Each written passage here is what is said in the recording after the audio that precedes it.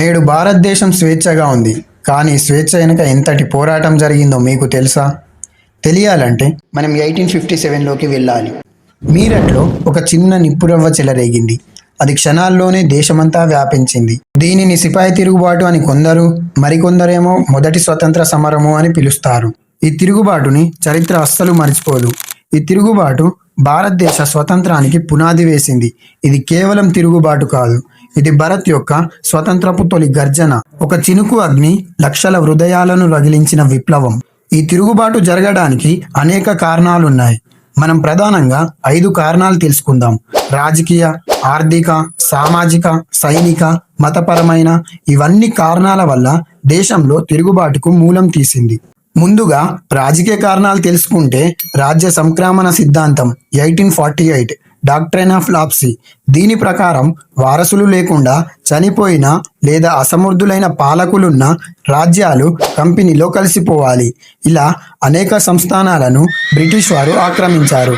ఆక్రమించిన కొన్ని రాజ్యాలు చూసుకుంటే సతారా, జైపూర్, సంబాల్, బగల్, ఉదయ్పూర్, ఝాన్సీ, నాగ్పూర్, ఇలా ఇవన్నీ రాజ్యాలను కంపెనీ ఆక్రమించుకుంది. తర్వాత ఆర్థిక కారణాలు తెలుసుకుంటే రైతులపై భారీ పన్నులు విధించేవారు. కర్మగార వస్త్రాల కారణంగా స్థానిక కళాకారులు క్షీణత అయిపోయారు. కూలీ వృత్తిదారులు ఇంకా పేదరికంలోకి నెట్టివేయబడ్డారు. సామాజిక కారణాలు చూసుకుంటే సతీ సహగమన నిషేధ చట్టం 1829. సతీ సహగమన అనేది ప్రాచీన భారతీయ సమాజంలో ఒక ఆచారం.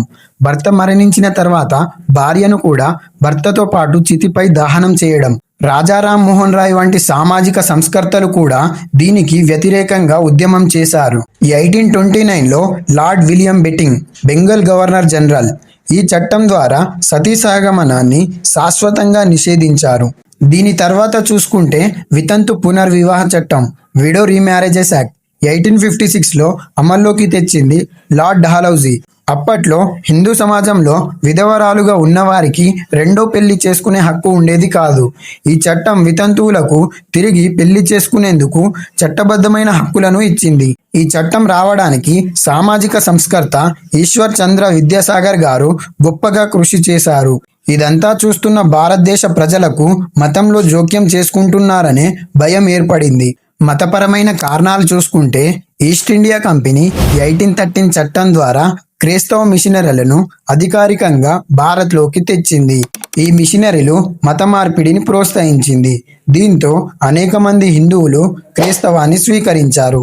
అంతేకాకుండా మత మార్పిడి చేసుకున్న వారికి ఆస్తిలో హక్కు ఉండేలా అప్పటి గవర్నర్ లార్డ్ డల్హౌసీ 1850లో చట్టం చేయడం జరిగింది. ఈ పరిణామాలు మన మత అస్తిత్వానికి ప్రమాదకరమని హిందువులలో భయం మొదలైంది. అన్నిటికంటే ముఖ్యమైన కారణం వచ్చేసి సైనిక కారణాలు. భారతీయ సైనికులకు తక్కువ జీతాలు ఇచ్చేవారు.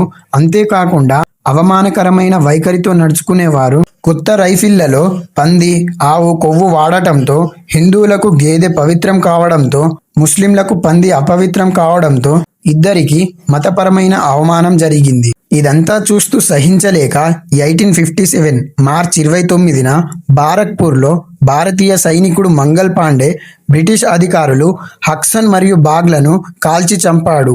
ఈ సంఘటన 1857 తిరుగుబాటుకు దారి తీసిన కీలక సంఘటనగా పరిగణించబడుతుంది. దీని తర్వాత మంగల్ పాండేను అరెస్ట్ చేయుటకు జందారి ఈశ్వర్ పాండే అనే సైనికుడు నిరాకరించాడు. దీంతో మంగల్ పాండేతో పాటు ఈశ్వరి పాండే ఉరితీయబడ్డారు. తూటాలు ఉపయోగించుటకు నిరాకరించారని 85 మంది సైనికులకు జైలు శిక్ష విధిస్తూ ఉద్యోగాల నుంచి తొలగించారు. సిపాయిలు జైలులో నుంచి బయటకు వచ్చి తిరుగుబాటు మొదలుపెట్టారు. వారు ఢిల్లీకి చేరుకొని ఎర్రకోటలోని బ్రిటిష్ రెసిడెంట్ అధికారులను వధించి బహదూర్ షా జాఫర్ను చక్రవర్తిగా ప్రకటించారు. తిరుగుబాటు ఒకే ప్రదేశం నుంచి కాకుండా అనేక ప్రదేశాల నుంచి జరిగాయి. ఢిల్లీ నుంచి బఖ్త్ ఖాన్, కాన్పూర్ నుంచి నానాసాహెబ్, ఝాన్సీ నుంచి రాణి లక్ష్మీబాయి, లక్నోలో బేగం హజరత్ మహల్, బీహార్లో కన్వర్ సింగ్, ఫైజాబాద్లో మౌలీ అహ్మదుల్లా షా, ఇలా అనేక మంది మన భారతదేశం కోసం రక్తాలు చిందించి వీరమరణం పొందారు. చరిత్రలో నిలిచిపోయిన ఝాన్సీ లక్ష్మీబాయి గురించి మాట్లాడుకుంటే ఈమె శ్రీ గంగాధర్ రావు యొక్క భార్య. గంగాధర్ రావు యొక్క దత్తత కుమారుడు దామోదర్ రావు. ఝాన్సీ లక్ష్మీబాయి తాంతియా తోపే సైనికులు ఆఫ్ఘన్ పఠాన్ల సహాయంతో గ్వాలియర్ను ఆక్రమించింది. బ్రిటిష్ వారు ఝాన్సీ లక్ష్మీబాయిని భారతదేశపు జాన్ ఆఫ్ ఆర్క్ అని అభినందించారు.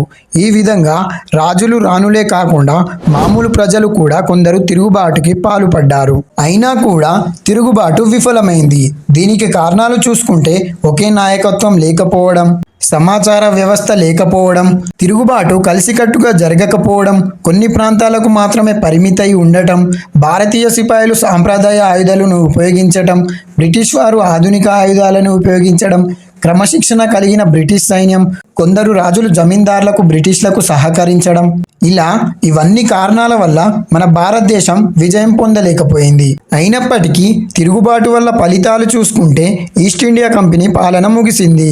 ఇండియా బ్రిటిష్ సామ్రాజ్యంలో ఒక భాగమని ప్రకటించబడింది. ఇండియాని పరిపాలించటకు 15 మంది సభ్యులతో లండన్లో ఒక ఇండియా కౌన్సిల్ ఏర్పాటు చేయబడింది. భారతదేశ సాంఘిక సంప్రదాయాలలో జోక్యం చేసుకోకూడదని బ్రిటిష్ వారు నిర్ణయించారు. ఈ విధంగా 1857 తిరుగుబాటు ముగిసింది.